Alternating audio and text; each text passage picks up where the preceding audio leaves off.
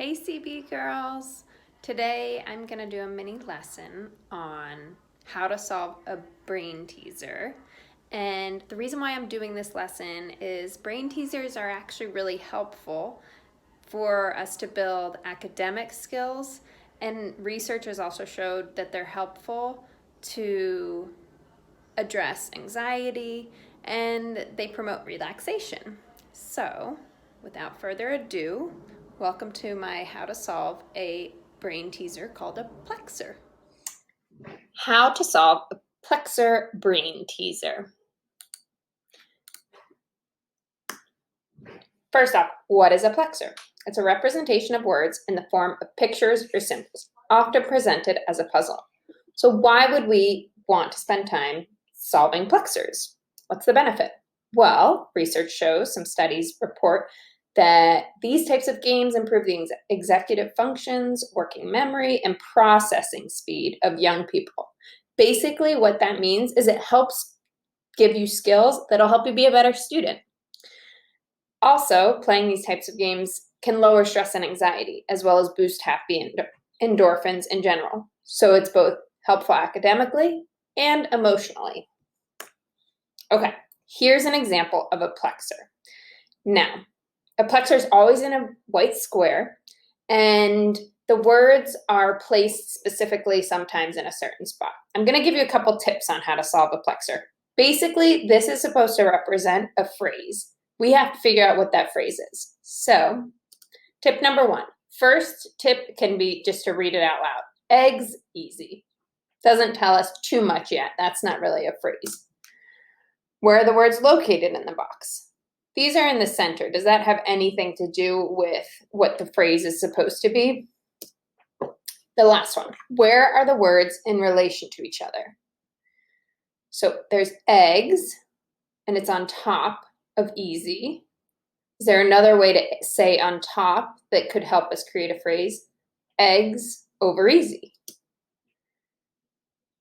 Quantity and pattern, sometimes that's another tip, and I'll show you a couple more plexers of how that one can be a helpful tip for you. This one, as I said, was eggs over easy. Okay, let's try another one. So let's use our first tip. Read it aloud. Mill one on. That doesn't quite tell us. So let's think of our other tips that might be useful. How about where are the words in relation to each other?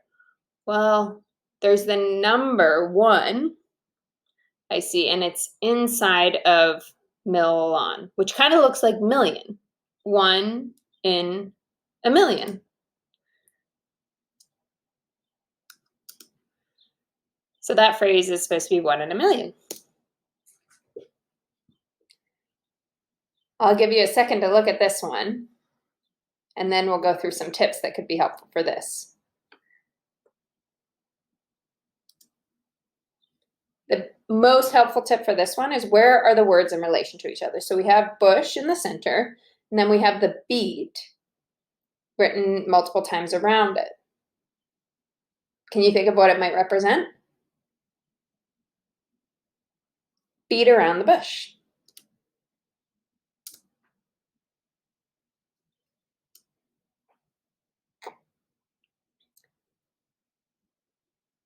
Here you might read it aloud, pumped. And then the tip that's most helpful for this one, where are the words located in the box?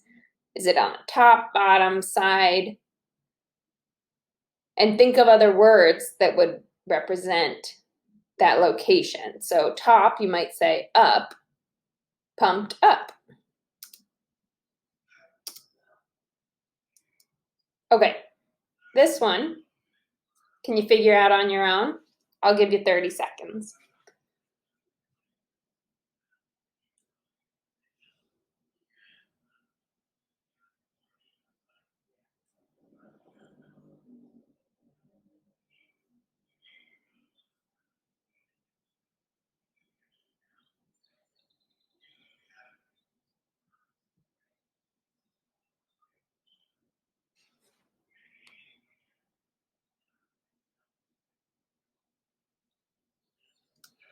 Okay, This one, a helpful tip is the quantity. So we see the word get it, and it says get it, get it, get it, get it.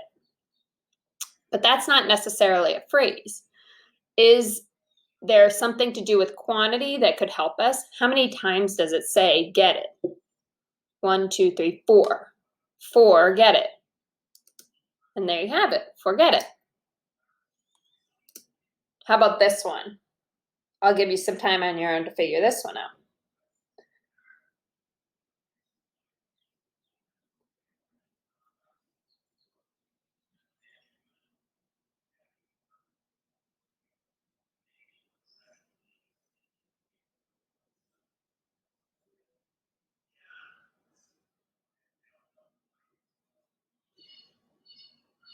Did you figure it out?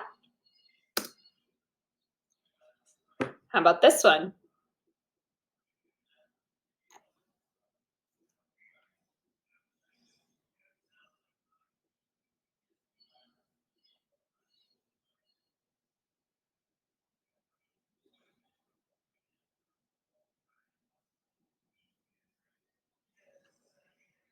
One more.